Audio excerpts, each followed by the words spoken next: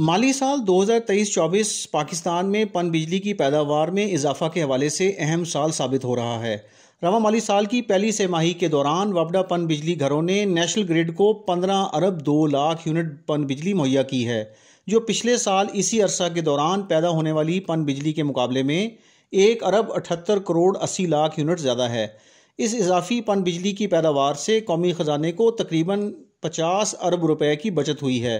अगर पनबिजली की इस इजाफी पैदावार के बराबर दरामदी फर्नेस ऑयल से बिजली पैदा करनी पड़ती तो कौमी ख़जाना को तकरीबन 50 अरब रुपए मज़ीद खर्च करना पड़ते।